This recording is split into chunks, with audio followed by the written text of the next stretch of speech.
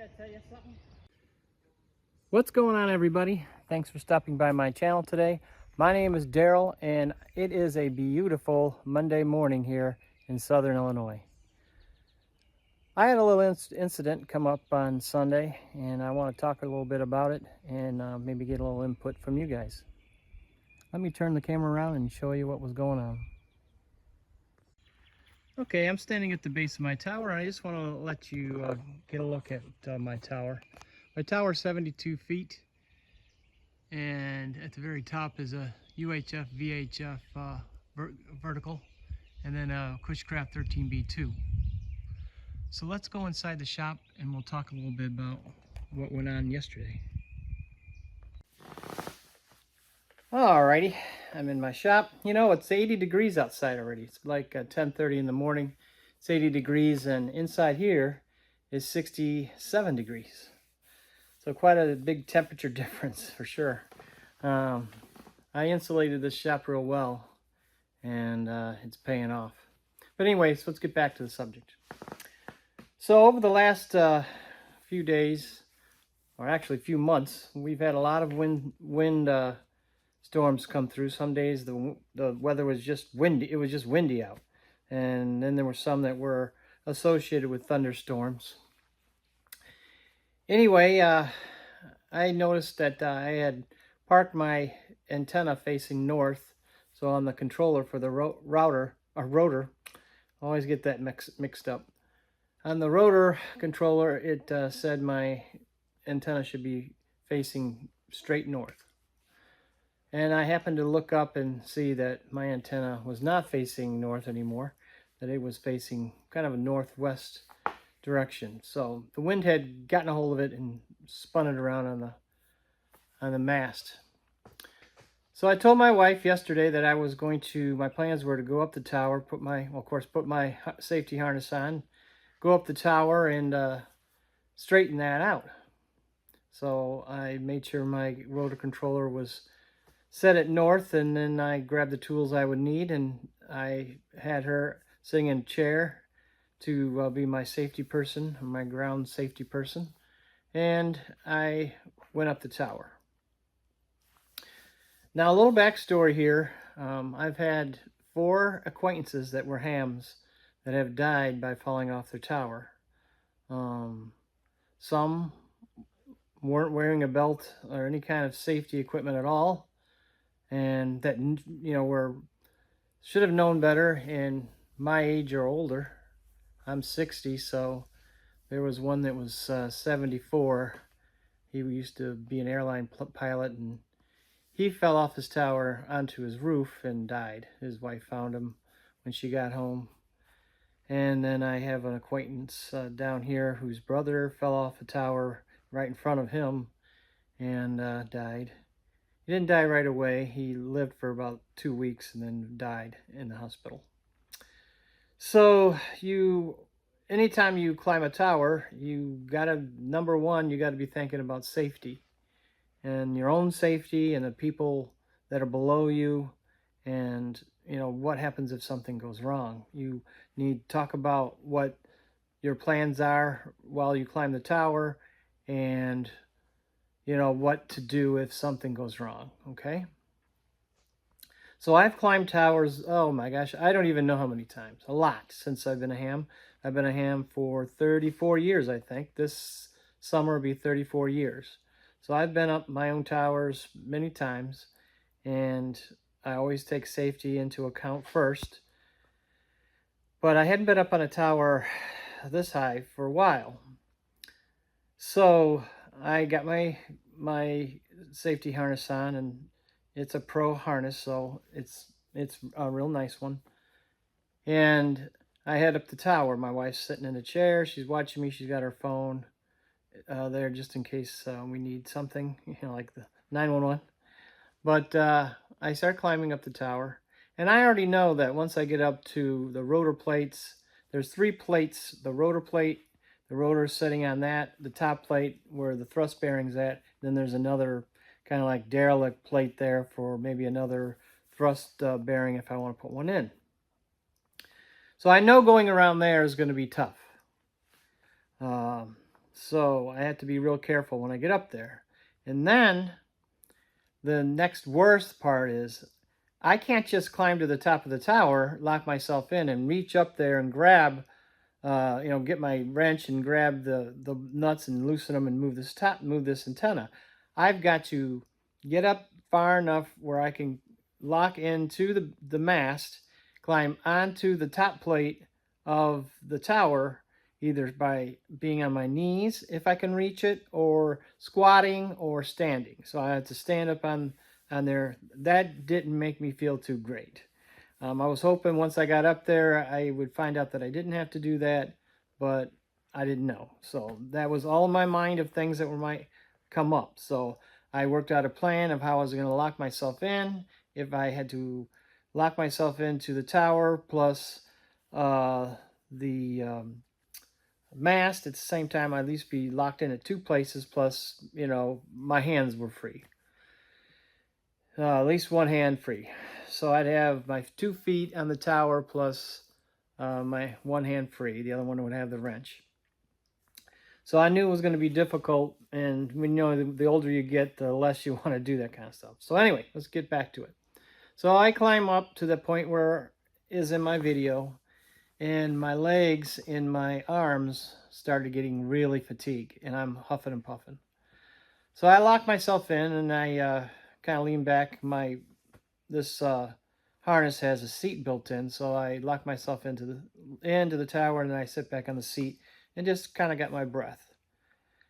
Well, I started to climb a little bit more, and I started getting more fatigued. And I knew at that point, I'm so fatigued that my legs are fatigued, my arms are fatigued, and my brain is fatigued from those issues coming up, So I was spending too much time on worrying about, I'm so fatigued in my hands and my arms that I would let go of the tower while I was climbing. So I didn't want that to happen. So one of the most important things about climbing and safety is knowing when you've reached your limit. It's more than I can handle, or maybe it's not a good day to do this.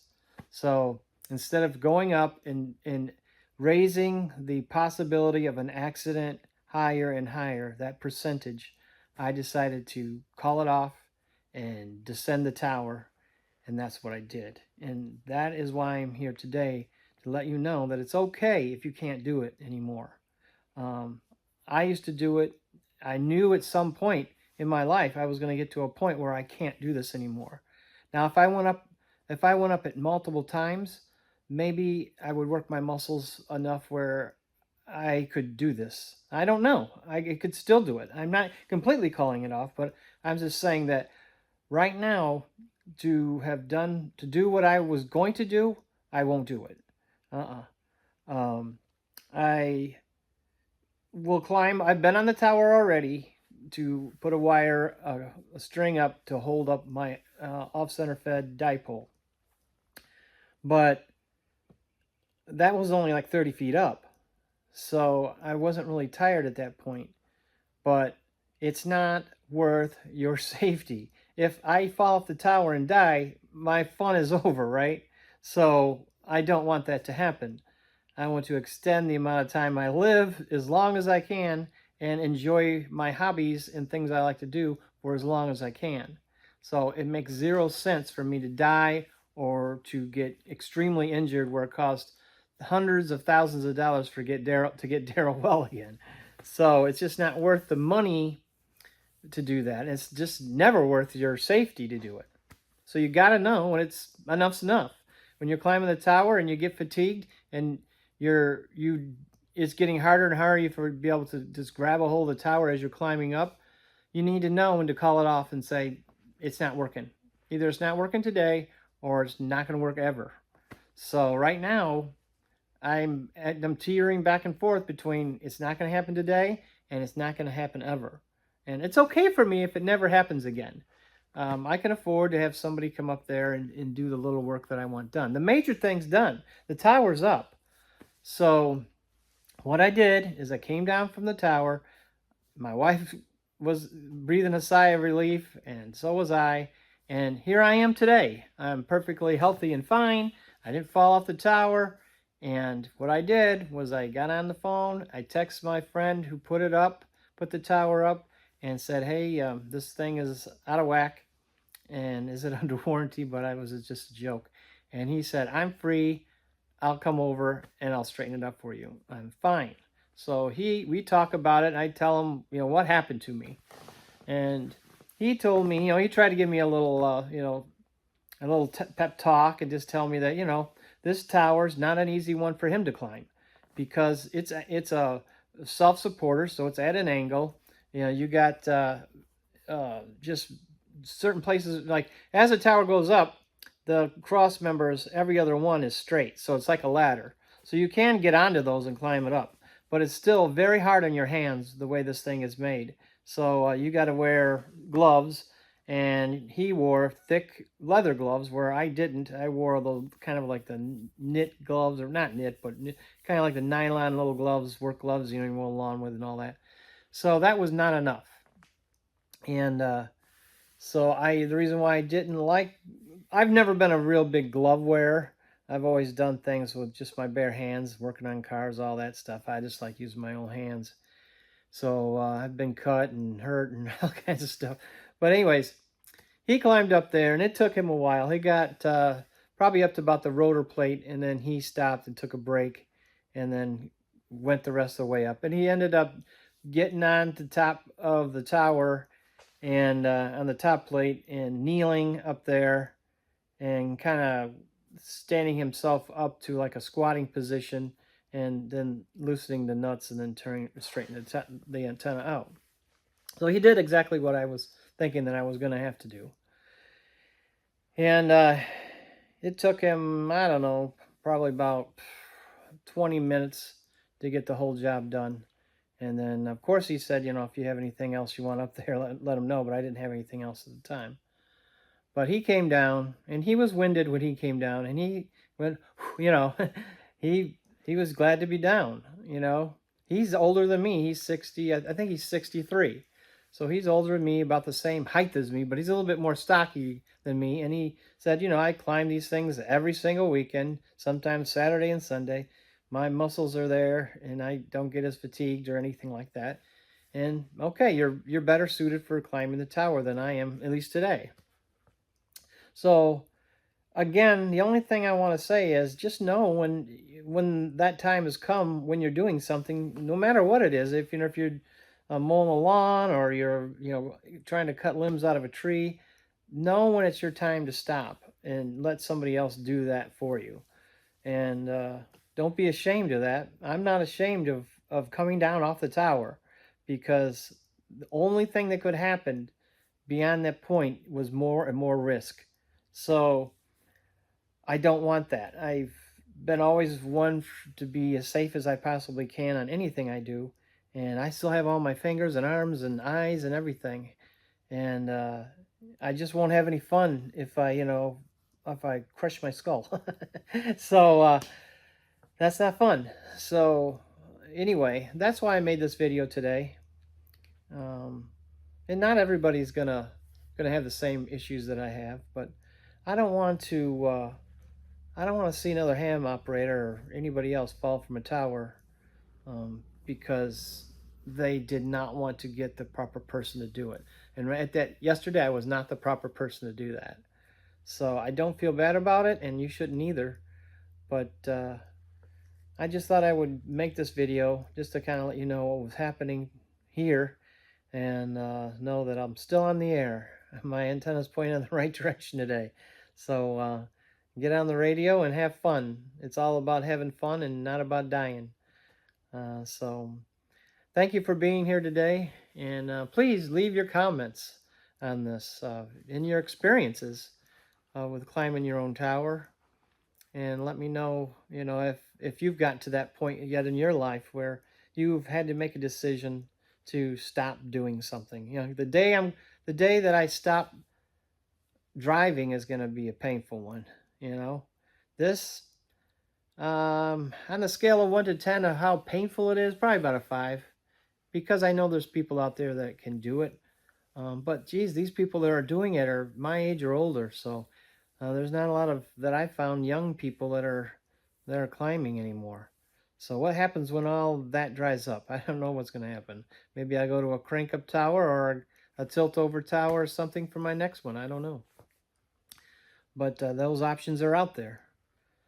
But let me know if you've ever reached that point, if you've reached that point in your life, or you don't even have to be old to reach that point. You can just have had a bad incident on a tower that made you think this is not for me anymore. So let me know, what your experience is. But anyway, I want to thank you for being here today and watching this video. And by all means, leave me a comment and we'll talk about it some more maybe. But anyway, thanks, and we'll catch you again soon.